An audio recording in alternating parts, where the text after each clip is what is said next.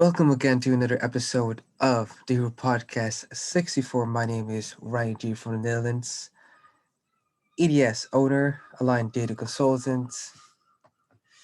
Here we have the real Pete Kirkwood, success coach and kingmaker. Pete, what topic did you have in mind? Well, today I want to give a shout out to the brother Onyx. Pretty sure it was Onyx who suggested the hero's journey. Mhm. And if anyone's just joining us now in this podcast series, the starting off, this is probably a pretty good place to start. Then go listen to whatever you like, because the hero's journey is about where we start and where we go and where we end. And if you really get simple about it, it is that simple. It has a beginning, a middle, and an end, just like every story. But it's a bit different to every other story. The theme of a story, the focus of a story, in the hero's journey, a lot of that focuses on the development of character of the hero. It's not just about defeating the big bad or coming to a realization. It's about the process and it's about the journey. So the biggest stages are, the first stage is your beginning, where you have the hero leaving the familiar environment, world, place he comes from. That's the call to adventure. That's when things change, right? Maybe an asteroid hits the earth and he has to go off, or maybe someone is killed in the night, or maybe he wakes up one morning and just realizes things need to change. And it can be as simple as the third option, which is brilliant, because we're looking, how does this apply to me? How does this apply to you? And if you're listening, this applies to you as well, because it's a matter of perspective. If you choose to embark on the hero's journey, you are a hero embarking on the hero's journey by choice. And you can decide today that's going to be the first time you start, and you leave your familiar, whatever that is, routines, habits, location. Maybe you're physically relocating to somewhere else. Maybe you're going after a new job or a new business opportunity that you've seen, or a body image. You're like, you know what, it's about time that I became the physical self I want to look like, or even the spiritual or mental or emotional or whatever the hell it is you choose to go on a journey for, in the physical realm, the metaphysical realm, or any other, wherever you do, whatever you do. You have the choice to start that journey anytime. And that is the first step, is making that journey from the idea of, well, something needs to change, to we're going to do something about it. You don't even necessarily need to know where you're going. You just need to start moving. And that is what defines the first step of a hero's journey. What would you say on the first step, Brian? What's your interpretation? A call to action usually has a cost. The cause could be frustration with the situation. The cause could be the need for change. The cause could be inspiration. Regardless, there is always a reason why anyone would change his way of living, etc. For instance, yesterday I went grocery shopping and I met a personal trainer, a young kid, maybe 19 years old. I had a quick chat with him on protein shakes or whatever, and I inspired him to do Brazilian Jiu Jitsu. Wow. And before that, apparently, he never thought about grappling. He only wanted to do, kickboxing, whatever. But I simply happened to know the right gym. And as fate would have it, he doesn't live that far from that particular grappling gym. Mm-hmm. And it was almost as if fate decided that we should meet. And thus his BJJ journey began. And it's as simple as meeting the right person at the right time, just to give you the spark of, I need to change my life. I need to change my way of being. Mm. That can spark possibly one of the most eventful adventures of his life. See, that's fantastic. Like, I get where you're coming from there, and it's about, like, you've triggered that for him, and you probably didn't set out today to do that, but you became that created that effect in his life. So, like, fantastic to you, brother, because I'm a massive fan of BJJ, and a lot of people have supported me in that journey too, on my own hero's journey with it. And I think, like we were discussing earlier with Master myself, Jordan Damari, it really is important that we are pushing ourselves to go out there and learn and grow, and especially with martial arts, they give us such a rich opportunity to embark on a hero's journey. And shout out to all the brothers that are here today. We've got a few. We've got Dan, we've got Adrian, we've got Josiah, and we've got Jordan Jamari, Master myself as well. So that, absolutely, brother. And yeah, you had some fire discussion before, and it is about that catalyst. That the first stage of the hero's journey is really about the call to adventure, the decision being made, the catalyst, the very first steps. Now, that's where you might have like a mini boss or something until you break out of it, right? That mini boss could be a negative thought pattern. It could be an angry step parent. It could be an angry boss.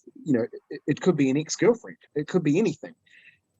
I mean, hell, it could literally be a stubborn tree stump, right? If you're landscaping and that's the journey you're embarking on, it just depends on where you are choosing to embark on your journey and how you decide to see it. Because it is so up to us and our individual choice to decide whether we're going to approach life heroically or we're just going to sit back. And are we going to be the main character of our life, or are we going to sit back? And I'm not saying that you always have to dominate and be the main character and it's all about you and you're all in charge. Sometimes you're part of the quest, right? Where there's a group of people and you're achieving a goal together of a higher purpose, and your journey might not be in the spotlight today. That's fine. Doesn't mean you're not on it, but that means that in that moment, you might have to work with someone for a bigger goal. As long as you never lose yourself to do that, right? And I think that one of the biggest things about the hero's journey is you are, especially as we move into phase 2, right, is that second section of the hero's journey, that language even, phase 2. All the IMC brothers will resonate with that, and they will understand how the hero's journey actually maps out to the beast process in a similar way as well. These are all very similar concepts. In that second phase, that's where there's temptation and there's things changing, and your character is going to be challenged. Your morals, your ethics, your judgments, your strengths, your abilities, you're going to be tested. The land is going to be unfamiliar, full of new challenges and obstacles and things you hadn't foreseen. It doesn't matter how good you are at embarking. You have to question there. How do you know if you're on your journey or someone else's? Brilliant question, actually, Josiah. How would I say that? Like, again, that's a choice. So I'm a success coach. A lot of the time, I'll go on somebody else's journey voluntarily to help them achieve their results. But that is part of my story. So it can be either or, it can be both. But if you're not doing anything and someone's bringing you along with them, then you're really on their journey. Are you a passive character in somebody else's story? Or is it your story and their story got together for a joint episode? That distinction is really in your own mind. About you have to be honest with yourself. Are you doing this for yourself, or are you doing it for somebody else? Talking about purpose, I got into it with someone online not very long ago. I mean, this happens. The miscommunication in the world is very easy. And I thought to myself, I feel the attack, but I don't feel like this person really has a reason to be. And as I did a little bit looking, I realized they're really lacking direction and they're really lacking purpose, and they're just thrashing out around them, and they're not on a journey. They're not going anywhere. They're just stagnated. And I had to not take any of that on board, right? Like, I had to keep moving in a way that handle it well. And as a success coach, this young guy who's clearly rudderless, who attacks me, what am I going to leave him with? So I had to think about that. Well, let's be honest. Let's defend myself. Let's, state where I am.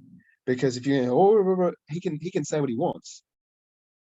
But all I'm here to do is go, brother, you need to just look a bit deeper. And that was how I put it. Some of it was offensive. Some of it was pretty calling him out. He might just blow his shit and say, you're a troll and fucking rah, rah, and disappear into the middle of nowhere. And I'll be a negative experience for him.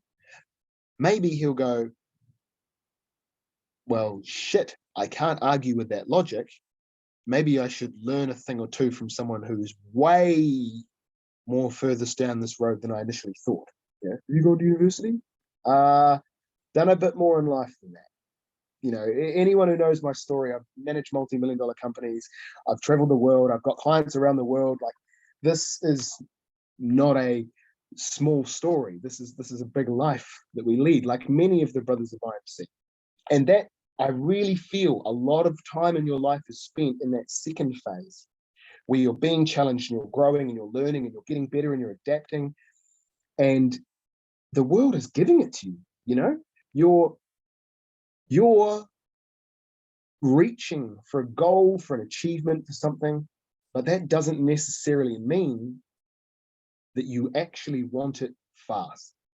If you want to be a multi-millionaire, you do not want to go from being $100 a week kind of a person, from $1,000 a week kind of a person, to $1 million a month kind of person in a week. That jump from the beginning to the end, the middle is not enough growth, experience, learning, training, understanding for you to be able to handle that financial pressure, because it is. If you give someone the most powerful magic artifact in the world, well, sure, they've got a lot of power, but they've got a lot of responsibility. They've got a lot of pressure on them to do the right thing with it, not fuck it up. Here's a nuclear weapon. I don't really want this. There's not a lot I can do with it. What am I going to do? Throw it at somebody? That there's no point me having a nuclear weapon unless I've got all the process to be able to handle having one. Right? I probably need a country to defend before I even want to think about getting a nuclear weapon. But so quickly people see someone, oh man, I want to be a millionaire, man. I want I want a $200,000 car. I want a condo. I want to all these things that people they want the top. Well, what you actually want is you want to start your hero's journey, and then you want to go through the struggle of earning the end result and earning a phase 3, earning a big bad battle. Because we've all played a video game that maybe we haven't, but many of us will have played a video game that lets you go and fight the big boss way before you're ready. So you just get curb stomped and you learn a lesson that you should probably put some work in. And life's the same, but it doesn't always tell you that very clearly. It'll often cover it up with, oh, well, you see, John from accounting, it's his fault. Or, Margaret, well, if she hadn't have, then it's her fault. And it's very easy for it to be something else. But when you take responsibility and you choose to embark on that hero's journey, then you end up embarking. Like when the Bagginses left the Shire, whether you're talking Lord of the Rings or The Hobbit, they no fucking way had a clue what they were getting themselves into in that journey. And they had to have that resolve to carry on and continue going from the beginning. And I think that the second part is it can be so big, right?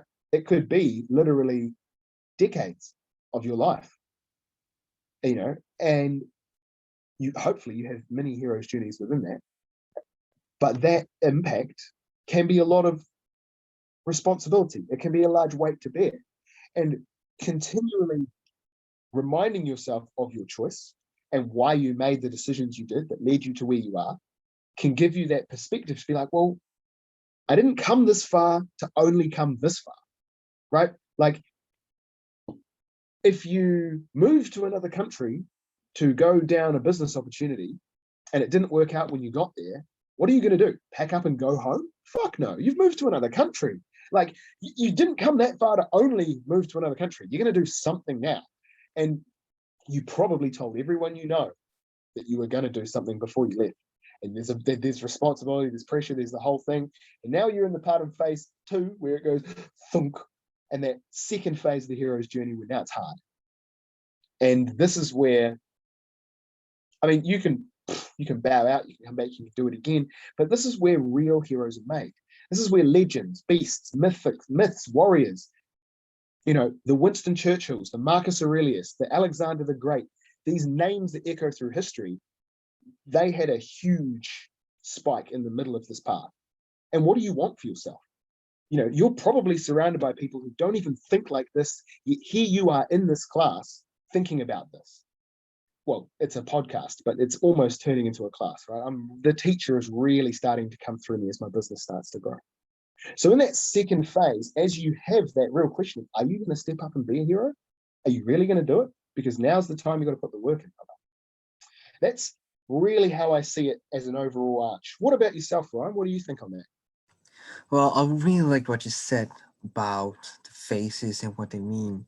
Now, how I interpret it was phase one is where the student learns how to, learns the teachings of the great masters before, as he sets out on his journey. And what I I'm like it. hearing on phase two is a lot of being tested and creating his own philosophy, creating his own martial arts, creating his own way of living. And that coincides heavily with, the Beast Phase 2. The creation of your own philosophy in combination with Stoicism. Because that's what a IMC Beast is. Absolutely. And AZD talks a lot about, the IMC technology being very much like a venom. Venom from, the Marvel comics, a symbiote to which you take over its properties and thus becoming a hybrid being.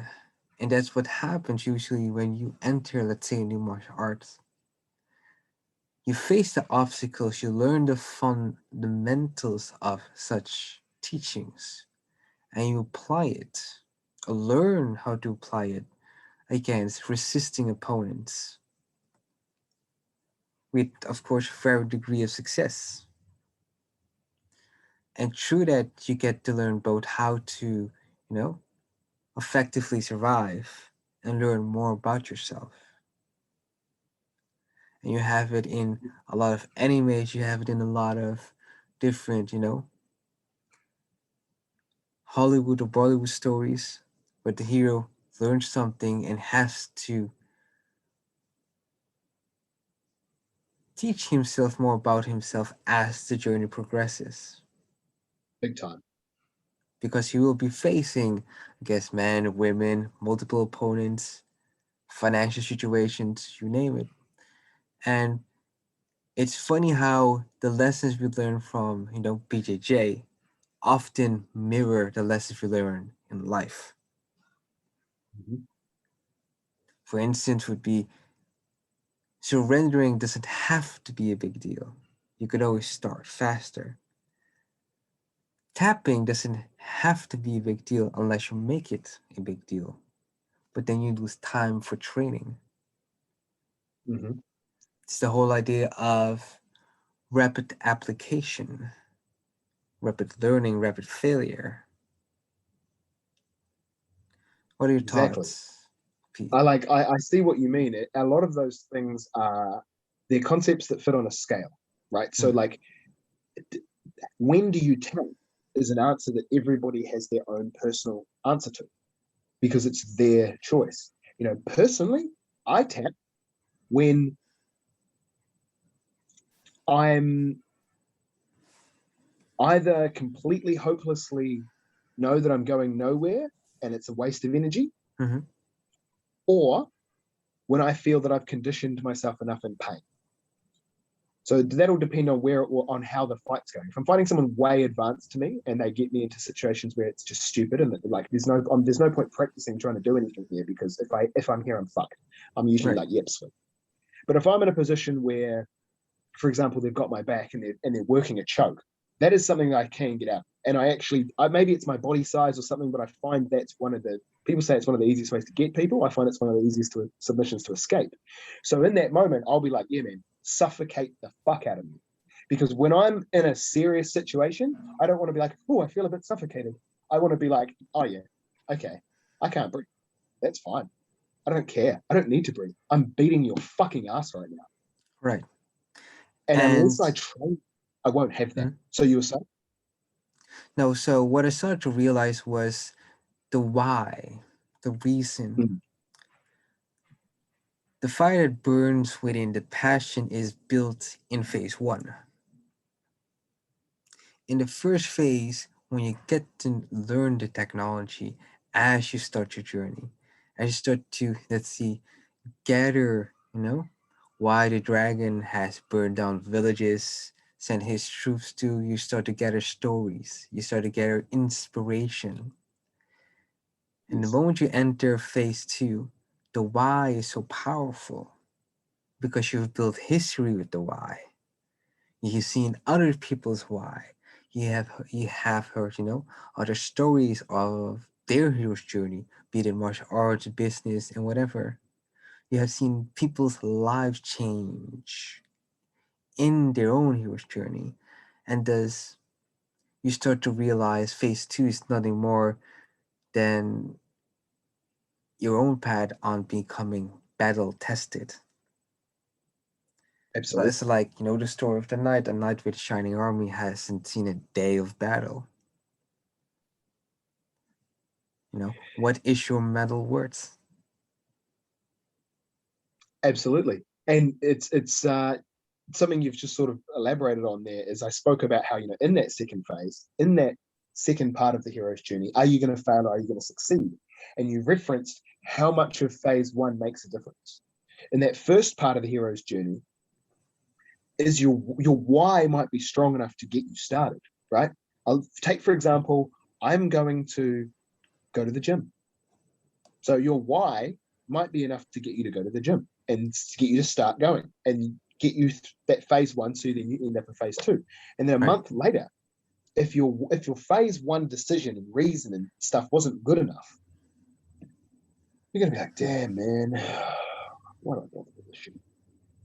Now, if in phase one you were like, memento mori, amor fati,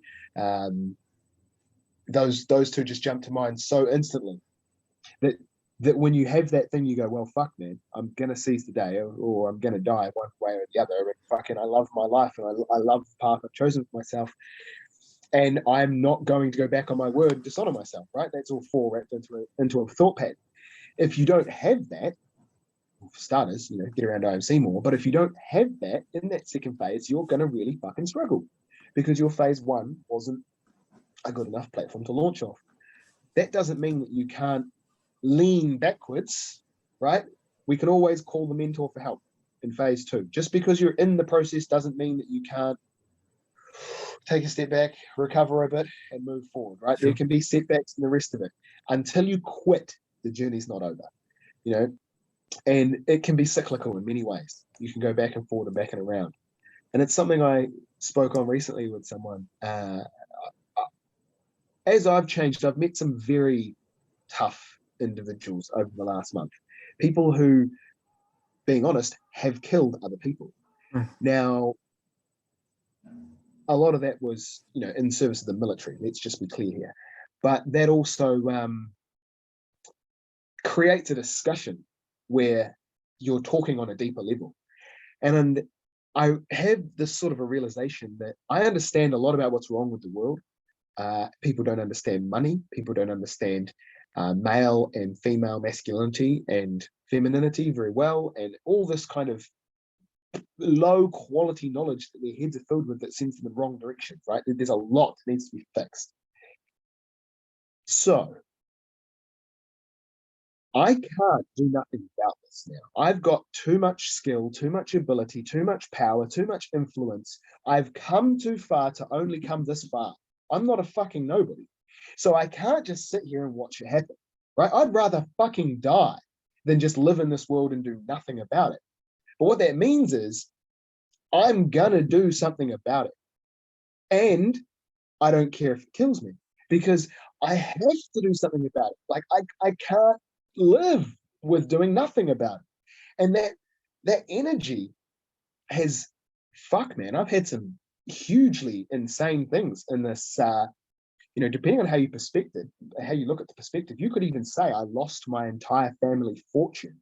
Like, for my entire family, through my actions, led to a huge negative outcome for a lot of people. And I feel the responsibility of having to do something about it. And there's no fucking way I'm quitting the game now, right? And I have certainly helped that rebuild in certain ways and stuff. But there was a point when it was bad, and I didn't really comprehend how or why it happened until later, when I saw where my role in that was. I thought, well, fuck, my family's going to be like that. But I didn't realize how much of an impact I had. And that those things start to give you fuel and energy, and it's up to you to choose how you view it for that phase 2, for that growth. In that part of the hero's journey, you can take any hit to the stomach, punch to the face, kick to the teeth, and say, too much, brother, I'm out. Or you can say, that's why I can't give up. That's why I can't give up, because I've been punched in the face, man. I can't give up now. Like, it's all a choice. And the other side of that is, it goes the other way, right? Man, I want to be a better person. I want to change the world, all the rest of it. I help 5-10 people, 5-10 clients, that creates some awesome stuff for them. They love me. People see the impact. A few girls come around, they love me, and I can fucking fuck one of them, have a few kids, settle down, and help a few people. Wonderful. Settle. That nice low level of success, that temptation of the I've done enough. Like, there's plenty of times the hero can be like, well, I killed a few mini bosses, and I freed, I helped this village out. And look, the hottest girl in the village, bro, she's going to marry me. I'm going to defend this village forever. I'm the hero. Bro, the kingdom is still ruled by a tyrannical overlord. And you're the only one with the magic sword. Yeah, but this village is important, and these people depend on me, and I've got a wife now, and I've got kids, and it's very easy for that temptation, right? It doesn't matter what it is that comes in there that says to you, your journey's over. It's up to you if you stop going for what you were going for, right? Because you made a decision, and that decision could have been, I just can't put up with how shit this world is. Well, then you made a journey that, the end of it, that's hard to reach, so you better keep going. Or it could be something simpler, right? Maybe it is a small journey. Maybe it is, what's an example of a small journey? Here's a really small journey. I want a new car, right? So phase 1 is all about deciding that you actually want the car, and you're actually going to do it, you're actually going to buy it, and then you do research on what kind of car you're going to buy, and then you shop a bunch of them, right? And that thing. And then phase 2 is you've actually got to buy and shop them. You've actually got to go there and do the negotiation. You got to win the car, and then you get the car, and there's a period actually where you have to learn the car until that car is mastered in a way that people go, Pete MX5, bang. They know that. They know I own an MX5. They see me driving it all the time. I'm more for like phase 3. I've more accomplished that thing where that car has become a part of my life, my being.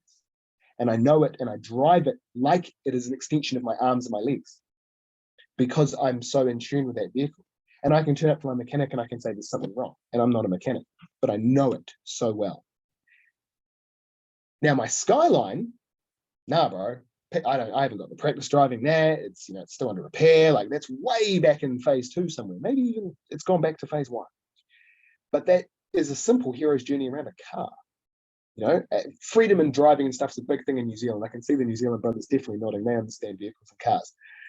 And whatever it is we choose to embark on, reaching that third destination can often be a choice. Sometimes, no, it'll be a real thing, right? If your hero's journey is around sorting out your career in the workplace, that your big boss might actually be your big boss. So it is such a personal thing, and that's, again, comes down to that choice and how you choose to view it. Thoughts on reaching that third phase, Ryan? What came up instantly was the importance of self-leadership. because that's what you're technically talking about. As you progress on your journey, you learn to lead yourself. And by learning to lead yourself, you learn self reliance. You learn Big self time. love, you learn self appreciation, you learn self ownership.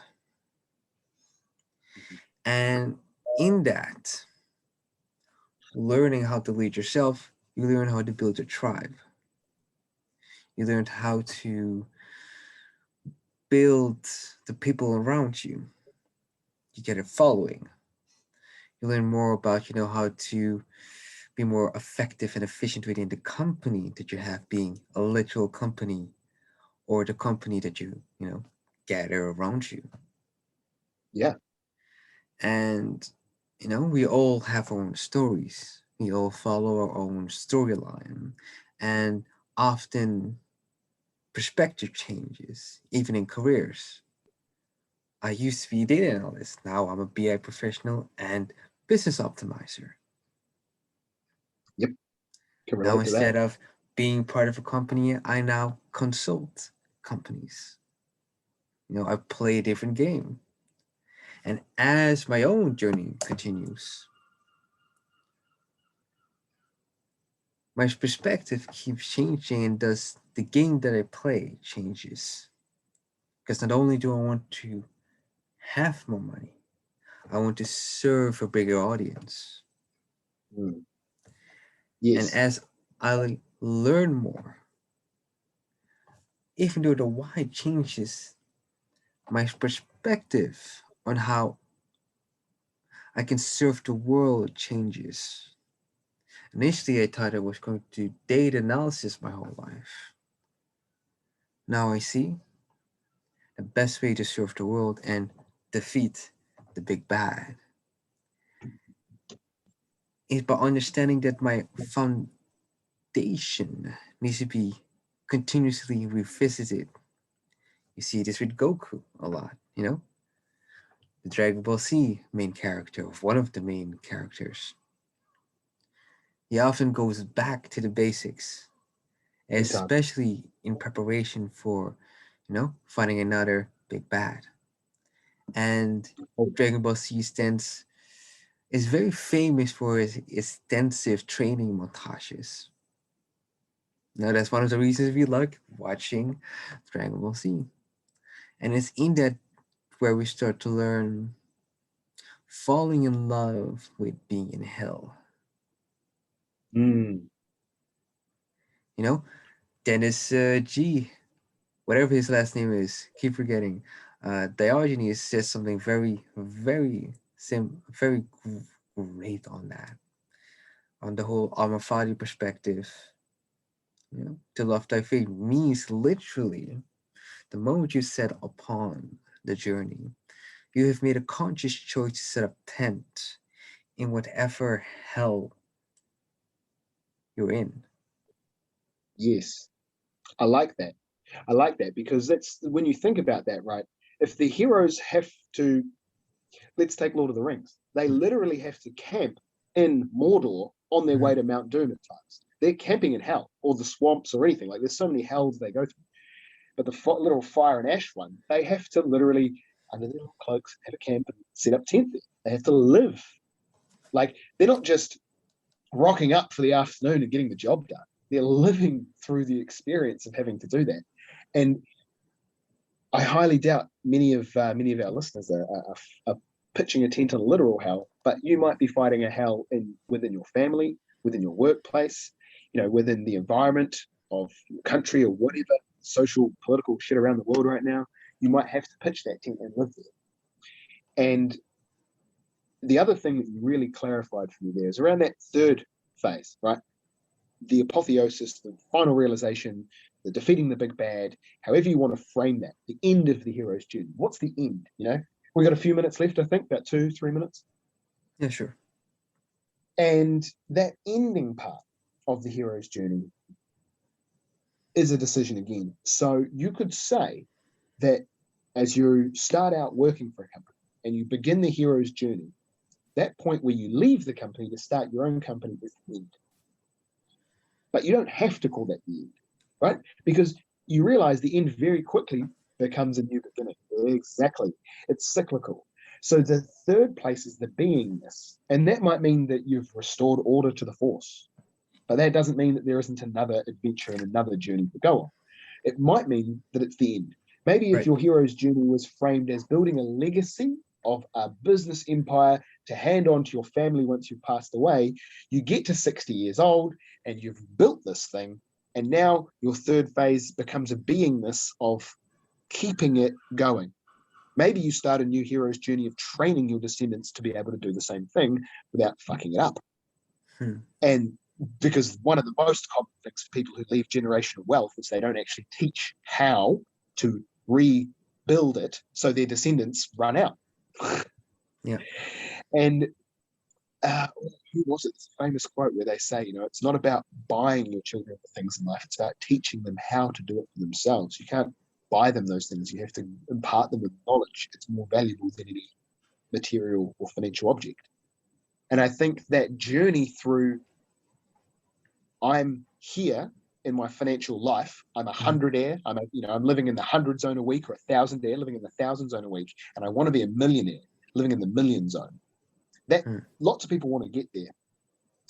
And I've been 100,000-aire, right? Making over 100 grand a year.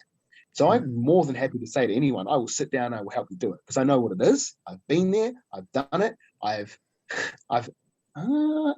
I might have helped other people do it. I'd have to check with my clients on what they made in the last couple of years. I know some of them are close.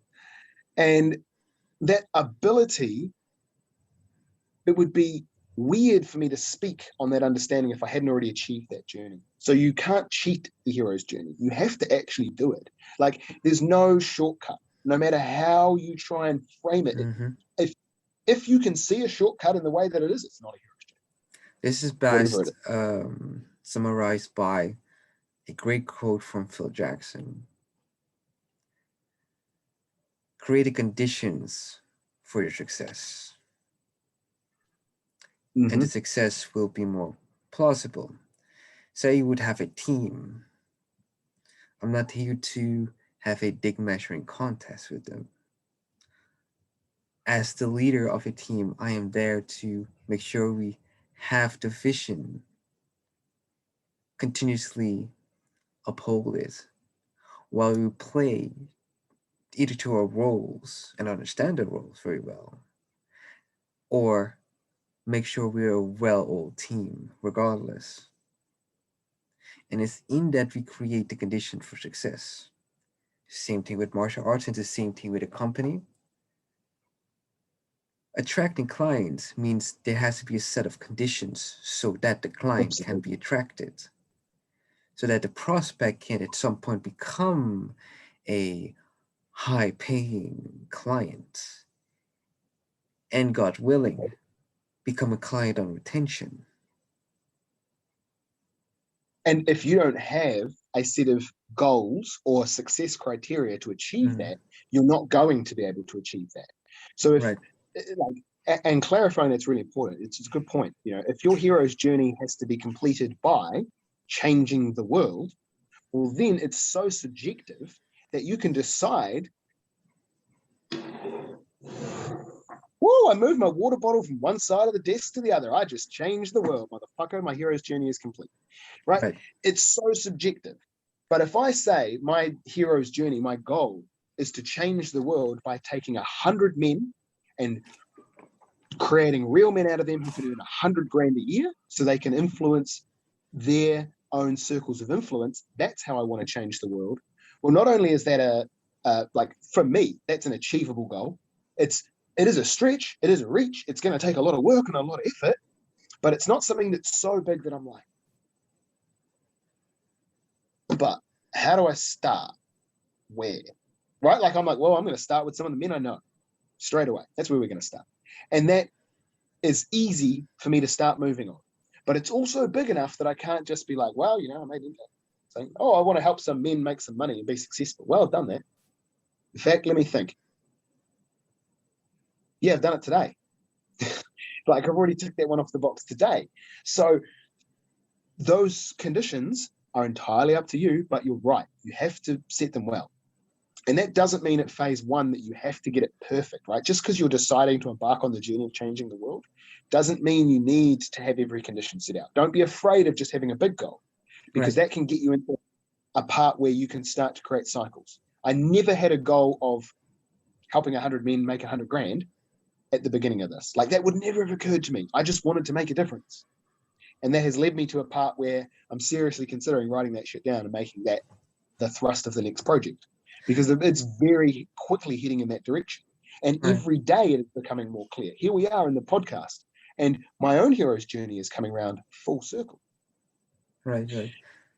But this is very similar to how companies are. Often from a startup to a scale up, they're never the same company.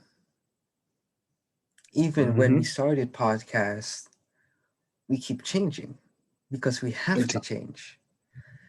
The rate of adaptability is very much a deciding factor on, this podcast success. Now we started to do live where, we previously just, warmed up, pre-recorded, and sent it out to the world to so that whatever happens happens. Mm-hmm. And it's exactly the same with companies. We have to keep evolving, even if it means the product changes, because we've done more analysis, we have done more testing, we have done more training. We are willing to fail so that one day we become the go-to company for that particular product or service. Absolutely. And it's in that, the willingness to fail, to train, to test, as well as to learn more about the world around us and how we could serve it and just be okay with it. And the knowingness that we'll be okay, and knowingness that we can handle the consequences, and making sure that we can, of course, handle the consequences, be it financial, political, whatever. It is in that expression of leading, entrepreneurship, entrepreneuring, if that's a word, that we become great. I believe this is your quote. The better we learn to suffer, the better we learn to gain. Something along those lines. What's that, Pete? Brother, you paraphrase that beautifully. Yeah, he who suffers the best gains the most. Right. Buddha said life is suffering, and the logical conclusion of that is that you are going to suffer. So Mhm. suffer the best, right? Whatever that is to you. And if you look at that phase two of the hero's journey, right, that part where you're growing, because it really is the meat of the sandwich. It's the part we care about the most. You have to have the bread to make it a journey, the start and the end, but we eat the sandwich what's in the middle.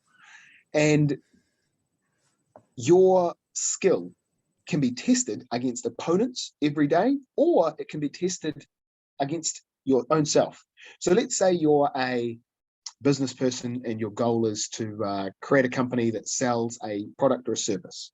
You interact with clients regularly selling that product and service. And if you're consciously doing it, you're thinking, okay, how did that sale go? What could I have said? What could I have done? How could I improve my process next time? Blah, blah, blah, blah, blah. Or you could be working by yourself or with a marketing consultant or something on sales, any consultant, refining your process before you go out and hit someone with it. And that is all phase two stuff. It's that character development as you develop your character and your skills and your hero's abilities as a hero. He needs all those processes. And the bigger the things you want to take on, the more training you got to do. Those training montages are no shit, right? Like, they're real. You've got to do it. Unfortunately, the people watching your movie get to see the montage. You don't. If you're a hero, you don't see a montage. Heroes never see montages. Only the viewer of the hero sees it. And that really, man, honestly, I'm just realizing I could probably go on this for like an hour. How are we for time, brother? Well, we've run 7 minutes, 6 minutes before, it's an hour. Okay, right. This is going to be the long one, the double episode then. Okay, we'll try to wrap it up in 6 minutes. Hmm. If anyone has a question on anything discussed, type it, because there's quite a few people here. and I'll try Or answer raise it your in my sense. hand. Or raise your hand if it's more complicated than typing. And that decision about how we're going to refine our skills through phase 2 and how we're going to grow and how we're going to go on. Personal favorite heroes. Oh, okay. All right. I'll drop my personal favorite hero right before the end of the podcast. I'll tell you who my hero is because he is the fucking best example of the hero's journey. Fuck it, we'll wrap it up on this. You've inspired me, man. I'm feeling the energy already. This guy starts out in a world where it's a shitty world, right? There's people in control and power who are abusing other humans. They're not treating them well. They're treating them as second-class citizens and basically saying, you know, we're special, you're not. And he comes from that high-level people, but he's forced to live with that low-level people, and he really gets that perspective because he has a different set of morals and ethics. Now, you can see these ingredients coming together, but he's powerless to do anything about it. He can just see. And then something happens, and he gains a power. And with that power and the confidence of having the power, right, he just does a lot of balls of shit. He embarks on the most radical transformation through the middle you've ever seen, with everyone watching him do it from one perspective or another. He's playing different masks, playing different characters to different people on different sides. And some of his greatest allies become enemies. Some of his greatest enemies become allies as the journey goes on. It's incredibly intense.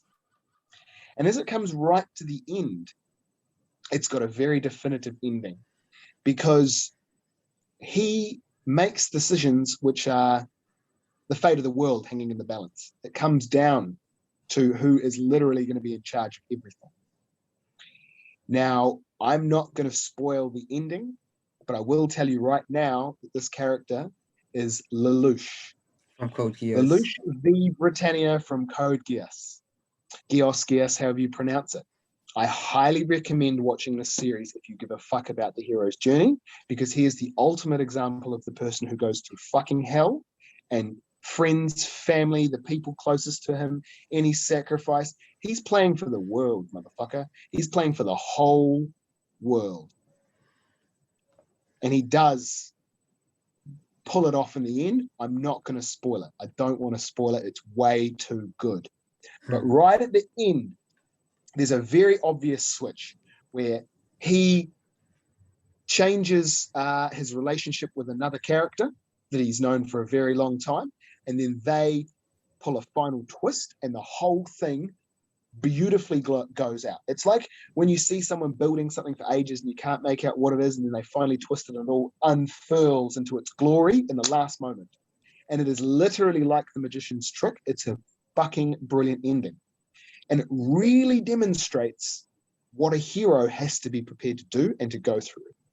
And I've already said who I am and the hero I am.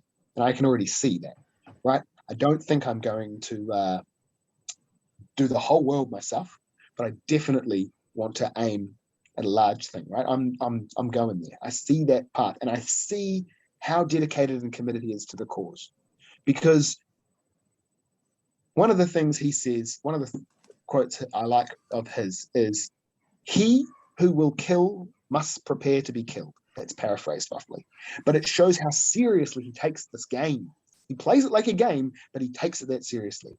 And I think that really sums up how seriously you have to take the game of life. If you're going to be a hero, man, you're going to have to roll the dice and you're going to have to play for stakes. It's not easy. You can't do it with no consequences and no risks. You want the princess or the treasure or the money or the power or the fame or the status or whatever the fuck it is you want at the end of the journey. It ain't free and it ain't easy, or someone else would have already gotten it. Maybe someone else has and you're sharing, who knows? But the point is, if it was available for everyone, it wouldn't be a hero's journey. It'd be a dickhead's journey or a commoner's journey. So again, it's a decision. And Josiah, I hope that answers your question. That is my favorite hero. And for anyone who's just tuned into the podcast on this episode, fuck. Wow. Final thoughts, Rob? What is that, Pete? Any final thoughts? We must be a minute or two from closing. Final thoughts would be, own your life. You are its main character. And whatever journey you decide to be on, own it. Own the consequences, embrace your freedom, embrace your responsibility, and to quote, IMC, be the best and fuck the rest. That is what the hero's journey is. Josiah, Yeah, thoughts on an anti-hero. What makes him an anti-hero? I think you would be best to answer that, Pete. that's a good question. What makes someone an anti-hero is pretty much the perspective of the outsider, right? Like, I probably look like an anti-hero to a lot of people because I literally am like, fuck you and your beliefs. And they're like, damn, I hate that guy.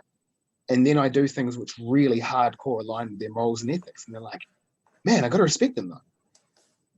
So just because you're the hero doesn't mean you're not someone else's anti-hero or someone else's villain, right?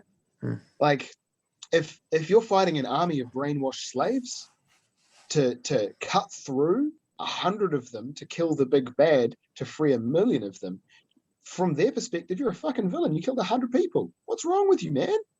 Hmm. But once they're freed, well, you're the hero. So the anti-heroes, like, it's a perspective, it's a definition, and that journey that, like Ryan said, man, be the best, fuck the rest. You've really got to go all out. You've really got to give it your all. You've almost got to, well, you've got to bank on yourself more than anyone else. That doesn't mean you don't have allies and things that can help and all the rest of it. My own personal hero's journey, I'm growing this fucking business. We're looking at, what do we know? What's the date today? 15. 15th? Yep, it's the 15th or the 14th if you're still in America. Well, on the 4th of July or the 3rd of July if you're in America, I'm going to be doing an event. It's going to be about $100 and it's going to change your fucking life. But that's where my hero's journey's come to, where I'm saying I need to make this change. I need to step up and I need to do things at a bigger level. And yeah, it's going to be with AZD, unless he changes his mind or something. Honestly, he is his own man. I can't definitely guarantee that, but pretty much. We've spoken about. The point I'm getting at is what you're going to do. You have to step it up and do it big. I never would have thought, man, I could work with a Rush. I just wanted to work, I just wanted to be around a Rush. To work with a Rush was a journey I'd never considered. But it changes and evolves as we go. And then as you get to a point where your options open up and things change and the rest of it, you start to realize that maybe an anti-hero is just what the world needed, or maybe whatever it was just what the world needed, but you couldn't see it through the moment. And I couldn't see where I needed to do this group teaching and to teach a class on a large thing to a large amount of people until I'd been through those struggles and had those stupid one-on-one fights where I'm like, fuck, why don't I just why am I doing it this way? And those questions where you go, well, it's not that I'm going to quit and it's not that I'm going to stop, but why am I doing it this way, can become massive pivots to how you change so you actually can reach the goal instead of getting stuck in an endless loop of repetition in the middle. Wow, there's a bonus fact for you, right? Don't be afraid to pivot during your hero's journey by questioning, like, the process, not necessarily the commitment or the result, but say, am I doing the right thing to get the result? Not am I doing the right thing by striving to achieve the result, but am I taking the right actions to achieve the result? I want to be a multimillionaire, but am I investing in my own knowledge to learn how to become a thousandaire, a 10,000aire, 100,000aire, a millionaire? Am I investing in those steps? Well, no, I'm following those guys who say sell things quickly and get rich overnight online. Shit. I've got the right intention, but I'm going the wrong way. So sometimes that's the realization you have to make. And I guess that will be my wrapping up, or this will go on forever. Fantastic. Giving it 1 minute. Anyone that has questions, feel free to open your mic.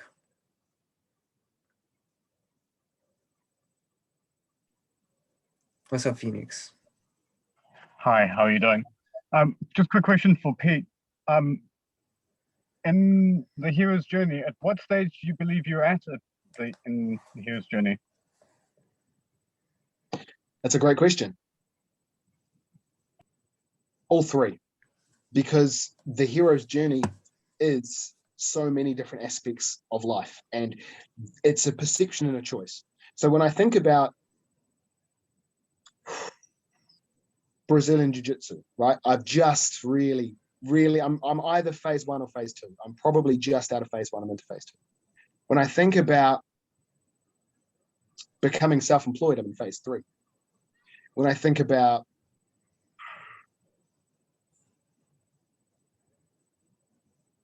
starting a family, right? I want kids one day. Maybe that'll change, but I'm still in stage 1, right? I'm not, there's no one pregnant. I'm still in stage 1. So it's so perception related, depends on what aspect of my life you're referring to, and I could literally frame a hero's journey for each individual client I work with. I could frame it around each individual aspect of my business. And that's a lot of the power of it. These mental concepts are just so we can empower ourselves. Choose to use these and think about these in the way that works to empower you, right? That's the whole point of it. So it's such a broad question. I can't give one answer to that. It's all three. Awesome. Any other questions from the audience?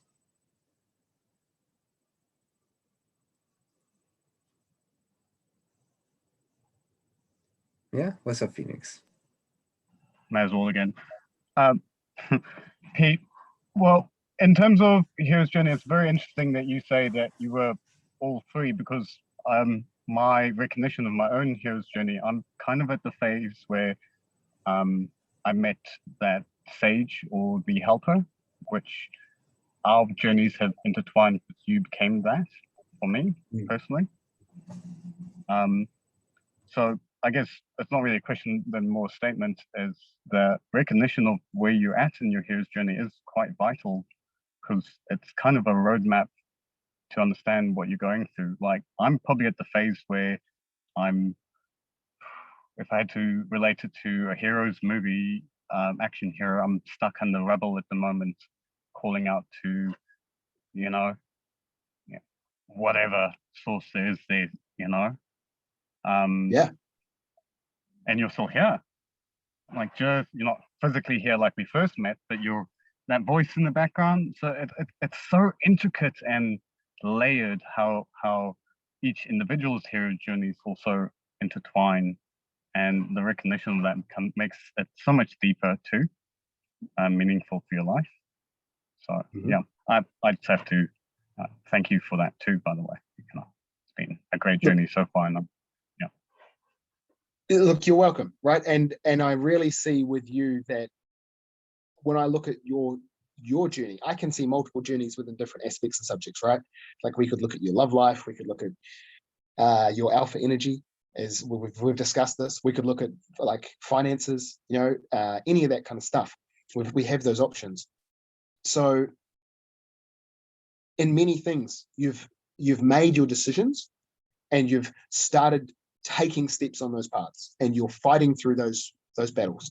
Some of those things you haven't yet decided on certain aspects, and you're looking at it from a perspective of, I just need a little bit more information before I commit to whatever this journey and task is. And I know some of the massive things you've done in the political landscape, and you've already had huge impacts on the world that people don't even know about, in terms of the legislation, this fucking country we live in. People don't even know about that kind of stuff. But you're phase 3, you're living in the world where you created that, and your legislation runs the understanding of the law and things. There's a freedom that you have that, people think I'm free. Well, not compared to you, brother. So in terms of freeing yourself from the corruption of the system, you're way in phase 3, where you're just trying to make sure they don't put their cups back on.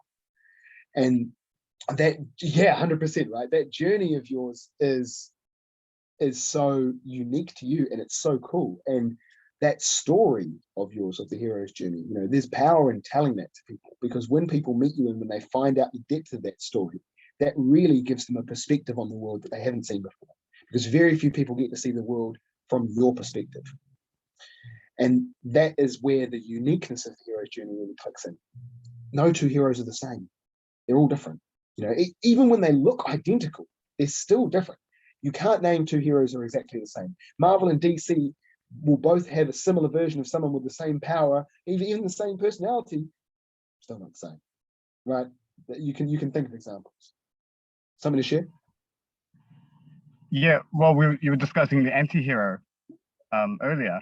So there's that mirror image of your hero self.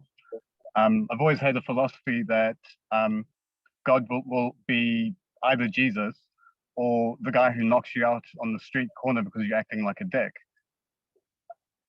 So, you know, there's an anti-hero and there's a hero, and it's all reflections of the inner self reflecting through the person that you meet at that point.